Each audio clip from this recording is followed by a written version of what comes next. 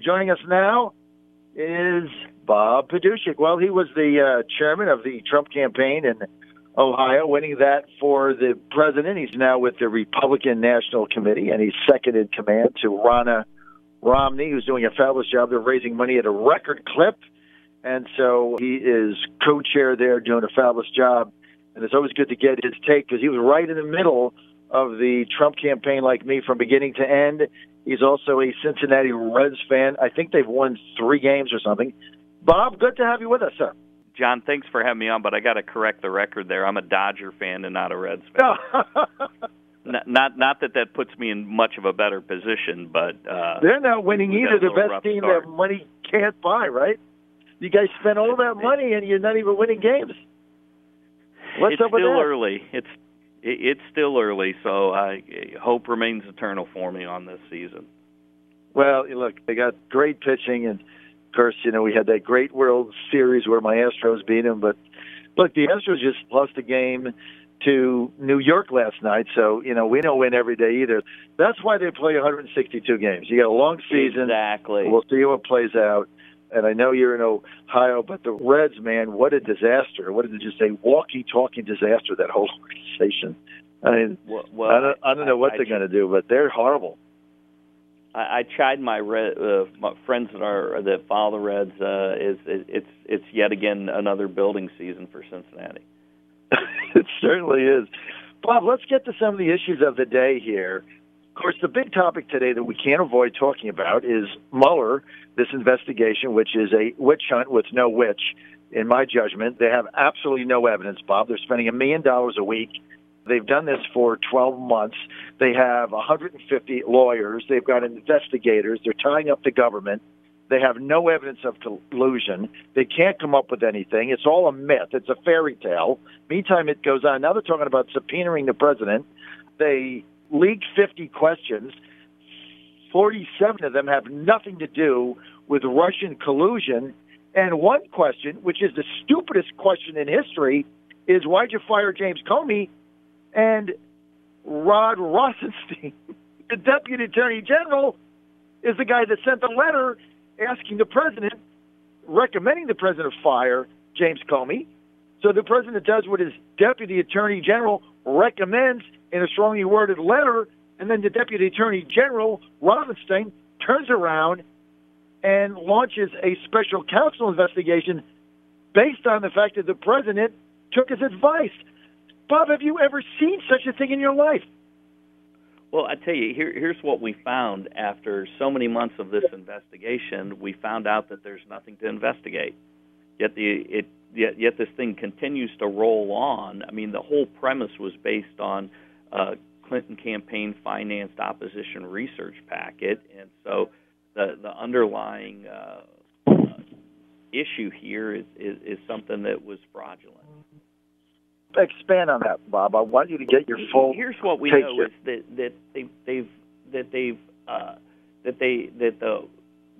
this whole investigation, if you want to call it that, was launched based on this Steele dossier, and we know that it was paid for and funded by the Democrats, and that a lot of it's just not true.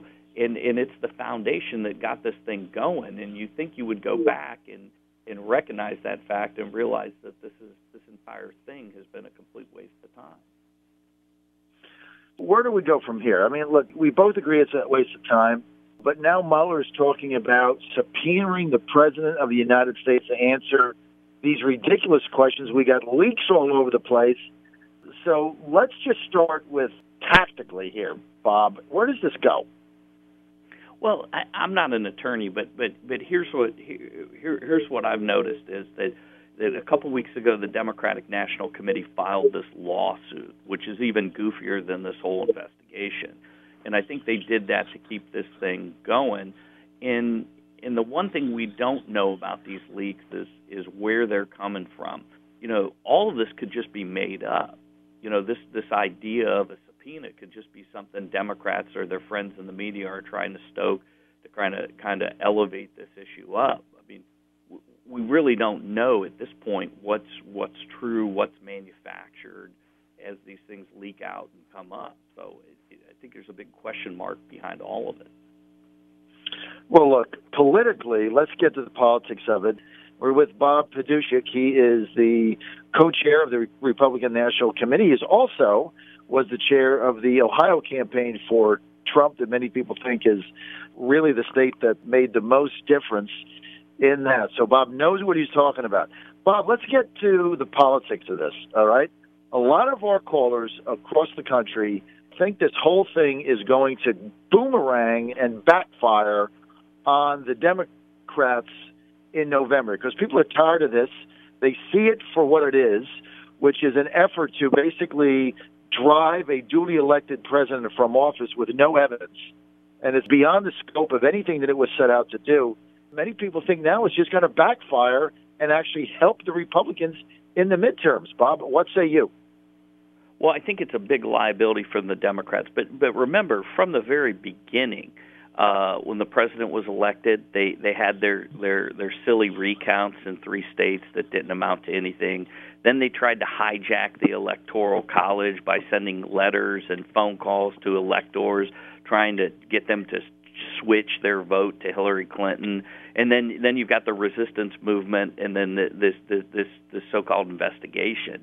And so people have understood that what the Democratic Party represents is an empty, angry vessel of resistance, if you want to call it that. And that's hard to litigate in an election. It's hard to say, hey, come out and vote for us because we're the resistance.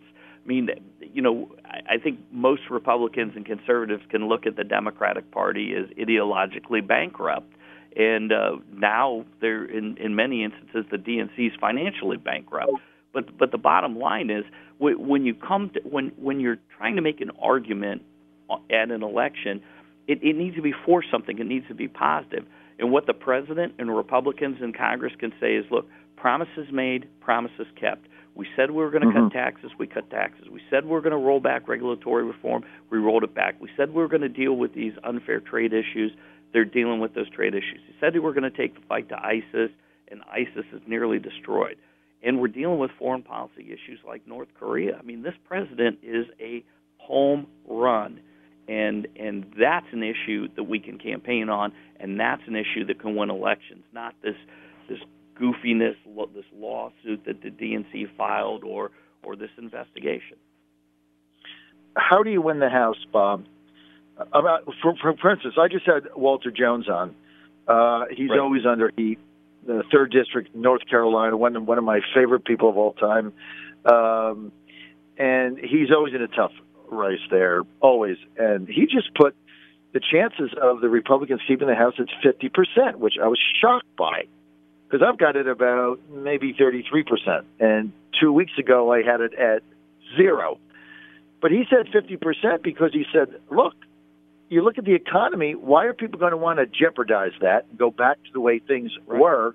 Remember what Reagan said, are you better off now than you were 4 years ago? And they said that was one of the key things that turned the election with Jimmy Carter when he looked the Americans in the eye. I mean, now the Republicans can say, are you better off than you were 18 months ago? The answer, yes.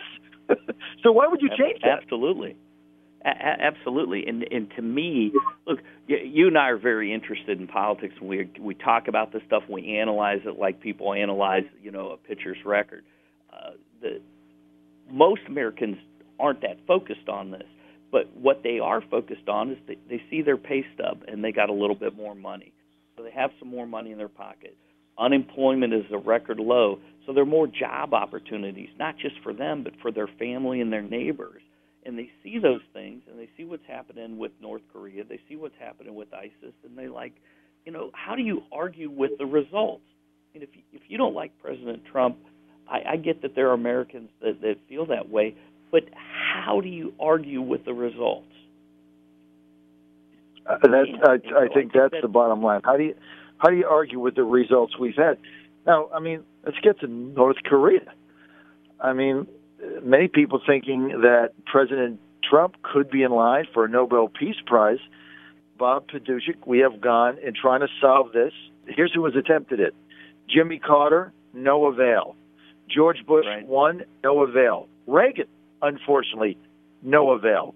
Bill Clinton, Madeleine Albright, basketballs, remember that? Disaster. Yeah. George Bush, too, disaster. Obama, worse. Now, the president's policies, after all this time, have gotten the North Koreans to the table. I mean, how do you even spin your way out of that you can't give this President Bob Paduchik credit for that? Well, it isn't just that the president has done what other presidents haven't done. Barack Obama left this situation in the worst possible scenario. I mean, it degraded so much during the 8 years of the Obama administration that the regime had made such progress on nuclear weapons that you got to not just give President Trump credit for solving this or getting close to solving this, but you got to give him credit for dealing it at its worst possible moment.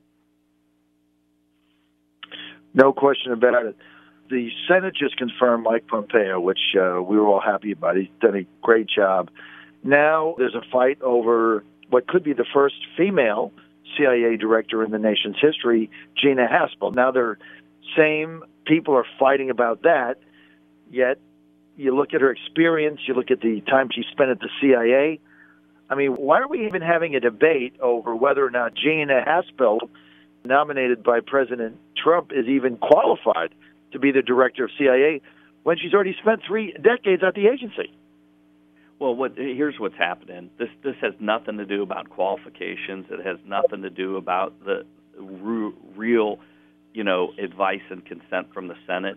It's all about Democratic obstruction. It really is the Democrats, Chuck Schumer, and Democrats in the Senate do not want this president to succeed. They do not want him to form a government. They do not want him to succeed. And by not wanting the president to succeed, they're by extension don't want America to succeed. And again, it goes back to what we talked about the midterm elections here. I mean, this Democratic Party is so far left wing. I mean, Jack Kennedy, if he were alive today, he'd be a Republican, no doubt in my mind. Right. And this super ultra left wing Democratic Party isn't just espousing left wing principles that aren't popular in this country, but on top of that, their level of obstruction of this president, the level of opposition to this president is astonishing. Right. And so average Americans look at that and they're like, what the hell's going on there? And so I think it creates an opportunity for us to pick up seats in the Senate, keep seats in the House, and maybe even pick a few up. Well, I think based on everything that's happening, and certainly we're going to have tremendous success, it appears, in this North Korea historic summit. I know the president mentioned he has it at the DMV. I think that's the right choice beyond a doubt. That's going to play into his favor. But you get back to this investigation, this witch hunt, Bob Paduchik, and I think a lot of people that are calling my show, I think are spot on. I think their instincts are sound. It's really going to backfire. People are just getting tired of this. They know it's ridiculous. They know they have no evidence. They know it's a witch hunt. They know it's just an effort by scurrilous people in the government to drive this president out of office after he was duly elected by the American people, and he's doing a great job. And so, it kind of reminds me, Bob, I'll never forget this. It reminds me of, 98, I think, the impeachment proceedings with Clinton, and I got to tell you, I thought the whole thing was ridiculous. I just didn't think it was a good idea. But I remember talking to my neighbor who was a Republican who said, you know what, I'm voting for all the Democrats in 98. And I'm like, why? This guy was like a staunch Republican. And he said, you know what, my 401k is up, the economy is going great, and the presidents are screwing around worrying about Bill Clinton's cigar or who he popped in his office. I could care less. I don't want to screw the economy up. I'm voting for the Democrats. I never forgot that. It was just one guy. But remember, the Democrats actually picked up 8 seats in 98, and the exit poll said it was over impeachment. So I think they're overplaying their hand, Bob, and I think it's going to blow up in their face. Yeah, there's a distinct possibility that could happen with this, and it's typical of Democrats to over-sensationalize these things and get hyperbole in the way of facts on stuff. And so, look, look, make no mistake, it's going to be a tough election cycle, and we're really focused on making sure that we have the money in the bank to deliver the message, the troops on the ground to knock doors and make phone calls, and that we have the data operation to help us message this as best as possible. And that's the best we can do. We've got that in place, and I think some of these other things are going to fall in as well. And so I feel good about the midterm elections. Bob Paduchik, we're out of time, the co-chair of the Republican National Committee. Bob, thanks for being with us. Always appreciate your insight and having you on. Keep up the good work.